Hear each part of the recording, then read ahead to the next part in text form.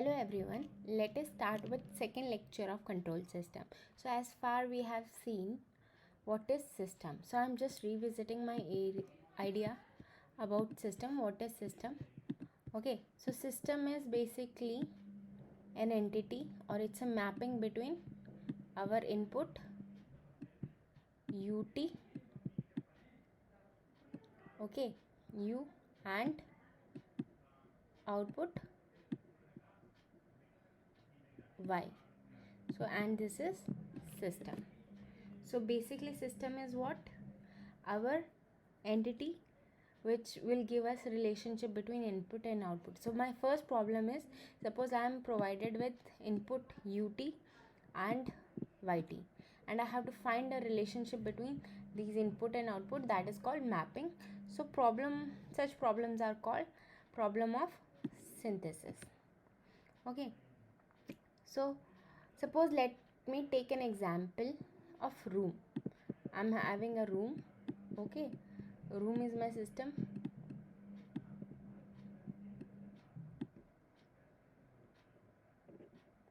Okay, which is being air conditioned. AC is there in my room. AC. Okay, and if I'm taking a room with AC, suppose I want to regulate the temperature of room. So my output is temperature of room.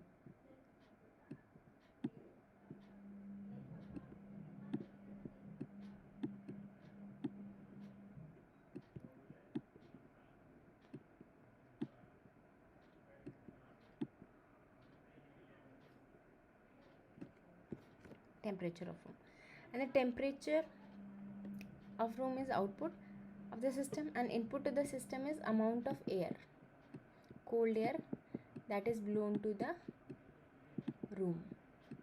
Okay, so input is my air. So now let us say the room is air conditioned, and let us say that temperature of air in the room is my output, and amount of cold air provided right to the room is my input. Okay, so what does this synthesis problem entitle? The problem of synthesis essentially means that I provided varying quantity of input to the system and then measure the output and try to map between the two. So that is what I do, so that I get a mathematical model of the system. So in this case, if I provided amount of air to my air conditioned room and I measure the corresponding temperature and I get a relationship between two, then I will know how the temperature of air in this particular room would vary. So once I do this first problem of synthesis, I can go to my second problem. Okay, in my second problem, which is going to be as following, that I am giving the mapping. I have a mapping, and once we find the mapping for a given particular input, okay, I have to find the output. So this is basically a problem of analysis and prediction. So suppose I have got the mathematical model of the temperature of air in the room equipped with AC, okay, through my problem 1. So tomorrow let us say I want to essentially change my AC, and let us say I have 5 choice. Without even purchasing them, I can use the model which I have developed to figure out how temperature would vary and settle down to a desired value by doing this analysis, right?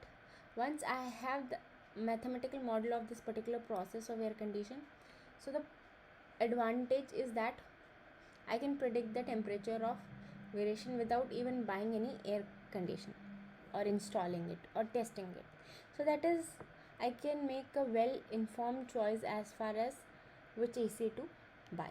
So this problem is what is called as analysis problem or prediction problem. Another problem which can do once we complete the synthesis problem is that giving the mapping and a desired output, I have to find my input. That is the problem 3 that we can solve. This problem is called control problem.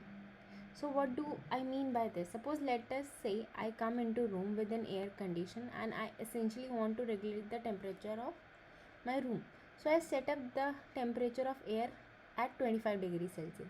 The question is that what is the amount of cold air which I should blow which would get my temperature to 25 degree Celsius. So this is the basically a problem of control.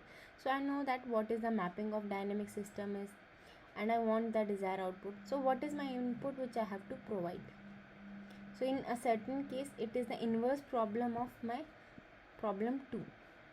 So this mapping help us to find yt giving ut, and in this problem of control what we do is that given yt I want to use this mapping and find my ut.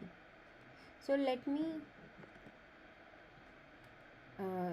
take some few other example of control that we have already looked at. So one is temperature control of room, okay, that we have discussed. Let us say, or let us look at an example where we want to control the speed of motor. And even our human body is the marvelous example of controller. Say for example, our human body maintain our body temperature in very narrow band. So even if temperature goes to 100 degree Celsius, 100 degree Fahrenheit, right? So we are in trouble, correct? So essentially our body maintain our internal body temperature in a very narrow band, irrespective of what that environment temperature is. So it doesn't matter whether we are in winter or in a summer, the human internal body temperature is maintained at almost a constant value, and that is great control system. For example, blood pressure, that is maintained by our body. That it should be a good range. Even a blood sugar level is also another marvelous control mechanism. And in fact, even our heart, which is pump, which essentially pump blood throughout the body, need to work repeatedly again and again as far as we live. So that is extremely important to us. So our human body is filled with marvelous controllers which regulate various variable around the desired value very accurately and for a long time, and that is something which is marvelous. So essentially we are going to look at various case studies and we go along, and then we will see how to formulate particular problem as control problem and solve them. Okay, so before we get into mathematics, I just want to give another physical perspective as far as how we look at control and so on. So essentially, in a very broad sense, classification of control as what is called as open loop control and closed loop control. So what are these terms? Let us say we consider an example of ceiling fan. Okay, so ceiling fan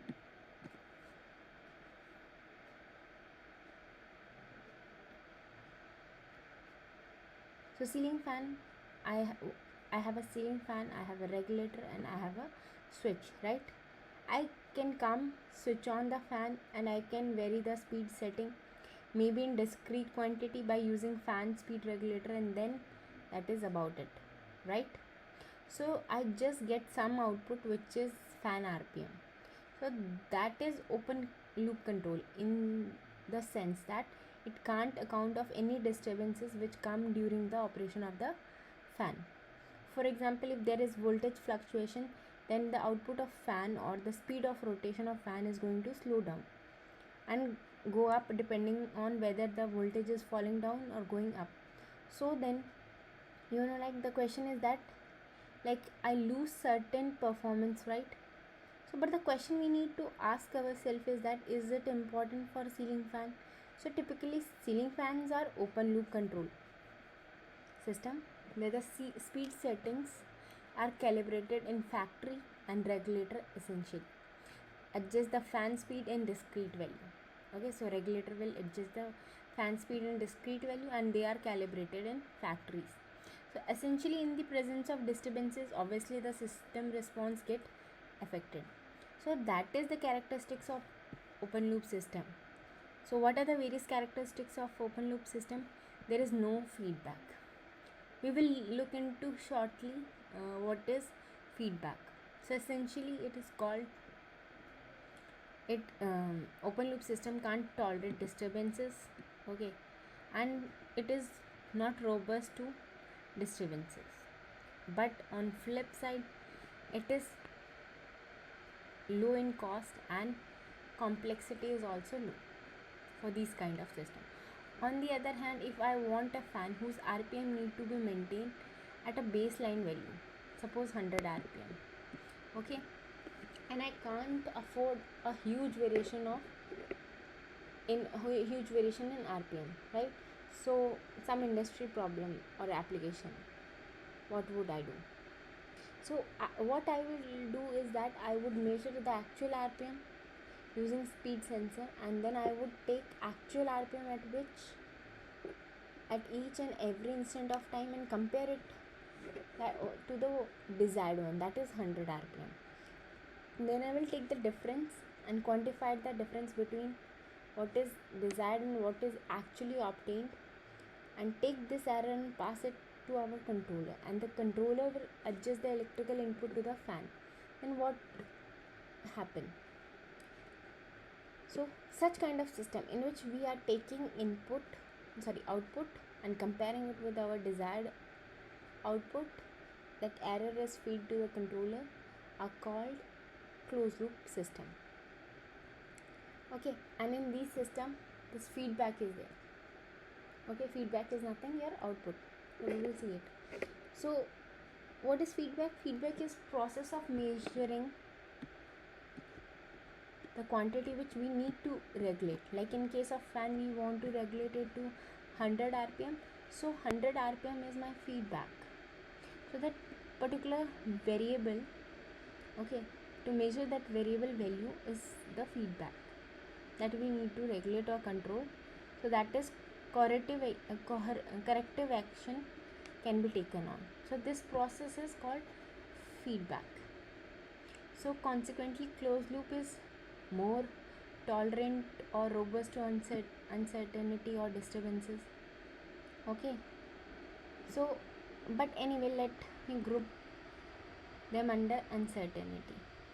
Okay, so the flip side of closed loop controller is that cost and complexity are high. So in this particular course we are going to deal with closed loop controller. So that is what we are going to deal with in this particular course. So let us just construct an example to just explain what we did. Suppose, let us say we take a DC motor. Okay, we will take a DC motor,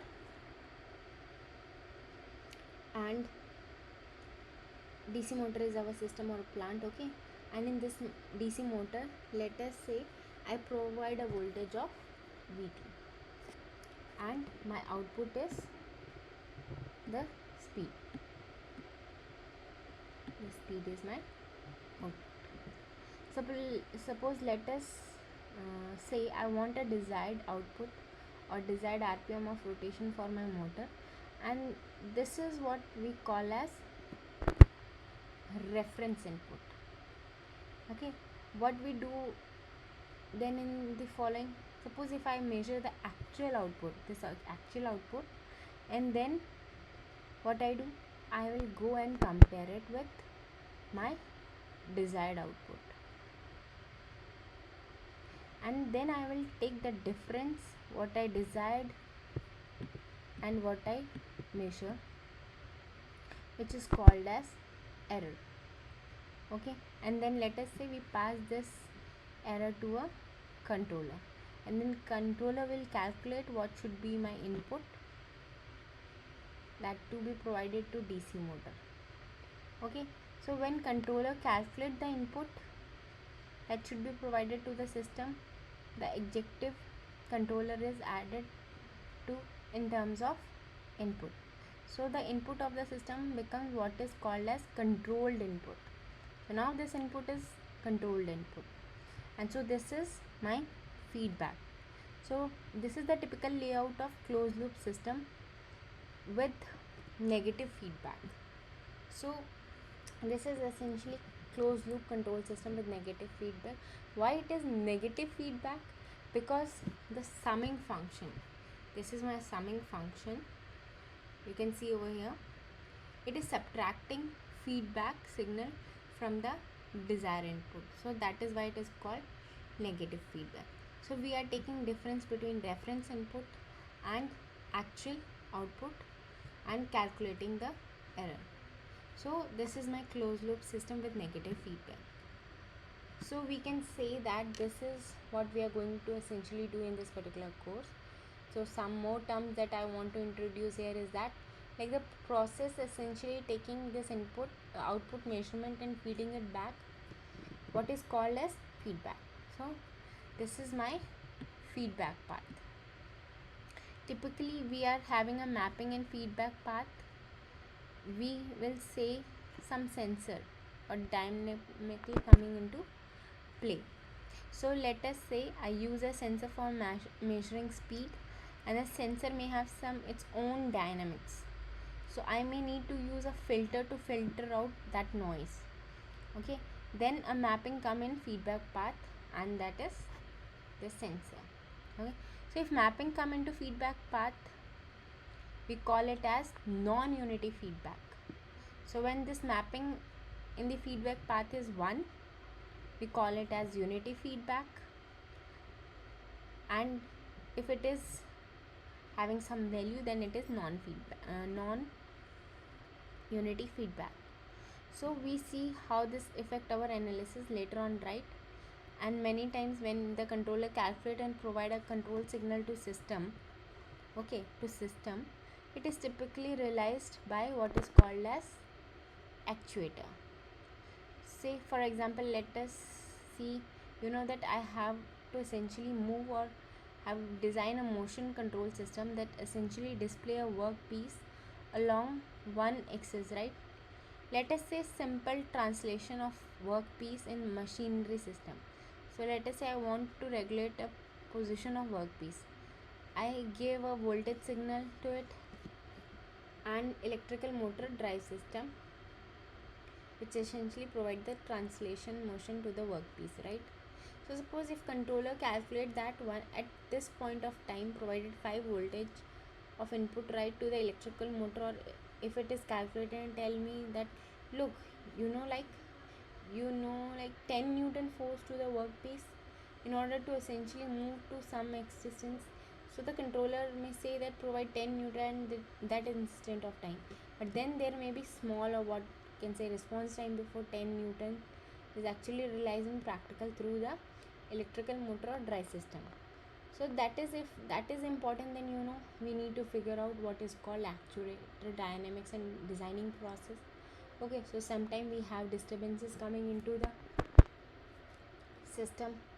So let us say I have a sudden load that may come into DC motor, right? For example, I mean to model a disturbance, and then see how we can overcome such disturbances and so on, right? So one can see that we can add varying level of complexity to this feedback system. Okay, so we are going to study the basic feedback loop in particular course, and we go along maybe when we go to some case study. So we will add some more blocks and then see how to design the values. To summarize, what we are going to do in this course is the following. So summary of all the discussion what we did. The title of our course is control system, right? So what we are going to do, what we are going to learn in the following is closed loop feedback control of single input single output LTI casual dynamic system.